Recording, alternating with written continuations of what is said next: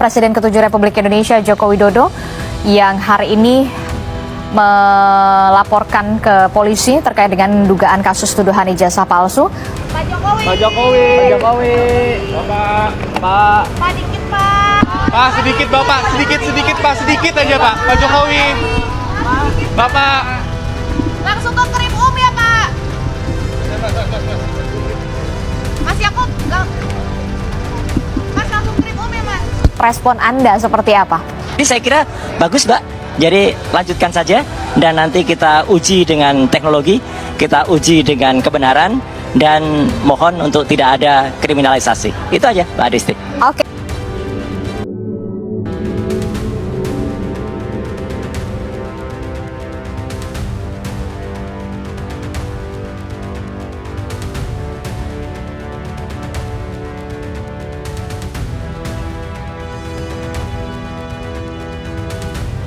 Telah bergabung bersama kami, sudah ada mantan Menpora, ada Pak Roy Suryo. Selamat pagi, Mas Roy. Selamat pagi, Mas Roy. Yo, selamat pagi, Mbak Adisti. Ya, Mas Roy, Anda sudah mendengar Ya, informasi. selamat pagi, Mbak Adisti. Ya, Anda sudah mendapat informasi soal Presiden ke-7 Republik Indonesia Joko Widodo ke Polda Metro Jaya untuk melaporkan sejumlah orang terkait dengan dugaan kasus tuduhan ijazah palsu. Respon Anda seperti apa? Ya, saya sudah mendengar tadi. Jadi saya meskipun kami di tengah-tengah acara deklarasi di Gedung Juang, tapi alhamdulillah saya juga sempat tadi lihat live streaming ketika ada breaking news. Joko Widodo selaku Presiden ke-7 Republik Indonesia itu tadi melaporkan kami gitu ya di Polda Metro Jaya.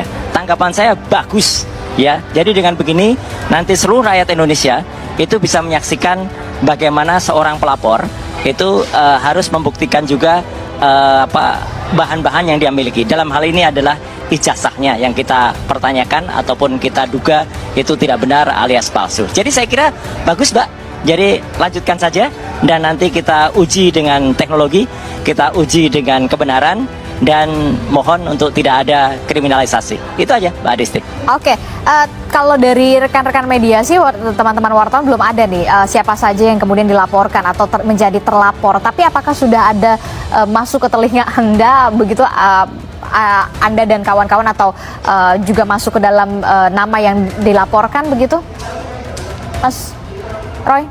Iya, terus terang kalau nama yang dilaporkan saya belum dengar langsung ya. Tapi kan kemarin dari kuasa hukumnya itu kan sempat disebut ya nama-nama selain saya, ada juga Pak Dr. Rismon, ada juga Dr. Tifa, ada juga Pak Rizal Fadilah ya. Bahkan pada laporan yang lain saya dengar ada beberapa nama yang lain, termasuk juga ada Pak Amin Rais, ada juga Gus Nur, ada juga Bambang Tri. Yang lucu ya, padahal Gus Nur dan itu kan baru saja bebas, kemudian Bambang Tri juga malah belum keluar PB-nya, pembebasan bersyaratnya. Tapi siapapun yang dilaporkan menurut saya siap ya, kita siap karena kita itu uji kebenaran, kita uji kejujuran ya gitu. Bahkan nanti kalaupun ada pihak-pihak yang dipanggil ya, menurut saya sampaikanlah apa adanya, sampaikanlah fakta-faktanya, jangan kemudian takut terhadap fakta-fakta itu. Itu Mbak Adisti. Anda tidak gentar dan ketika nanti akan ada panggilan begitu dari Polda Metro Jaya, Anda siap untuk memberikan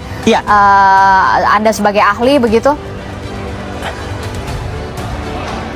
Oke, nggak ada masalah juga. Jadi artinya kan sepanjang pemeriksaan itu berlangsung dengan baik, sepanjang itu equality before the law ya, artinya tidak ada tadi yang saya bilang, tidak ada penekanan, tidak ada kemudian kriminalisasi, itu juga clear aja. Dan saya juga berterima kasih, alhamdulillah saya ini di tengah-tengah Gedung Juang dan di sini banyak sekali masyarakat dan mereka bikin deklarasi untuk kemudian mendukung kami ini. Jadi terima kasih untuk masyarakat yang sudah mendukung dan kita buktikan saja nanti ya, dan kita adu bukti ya, kalaupun nanti ada katakanlah ahli-ahli yang kemudian nanti akan melakukan verifikasi, oke, kita lakukan verifikasi dengan benar, kita adu data dan insya Allah rakyat Indonesia akan menyaksikan semuanya gitu.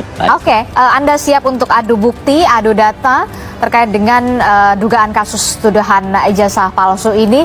Bukti apa yang kemudian sudah Anda punya soal ini? Jauh ini, Mas Roy. Oke, jadi yang jelas adalah saya sudah melihat primary evidence ya. Saya sudah melihat primary evidence itu adalah bukti primer asli. Ya, bukti primer itu bukti beneran yang saya pegang sendiri, yaitu yang skripsi bertuliskan Joko Widodo yang ada di Universitas Gadjah Mada pada tanggal 15 April. Kalau skripsinya saja kayak gitu, ya itu skripsinya palsu kayak gitu, ya itu bahkan tidak ada lembar pengesahan, maka tidak mungkin timbul ijazah. Jadi kalau skripsinya seperti itu, ya maka pasti ijazahnya palsu.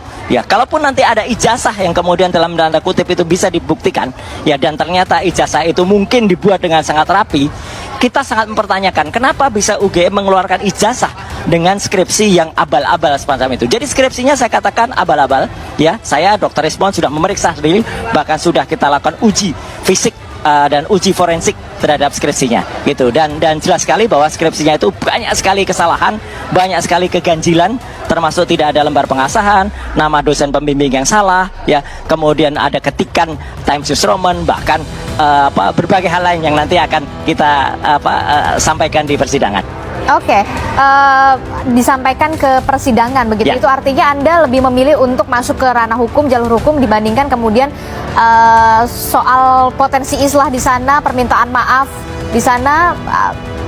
Anda lebih memilih untuk nantinya ketika memang ini berlanjut ke adu bukti, adu data ke persidangan. Gini. Ya, bagus kalau ada permintaan maaf atau islah. Tapi itu nanti biar rakyat Indonesia yang memastikan.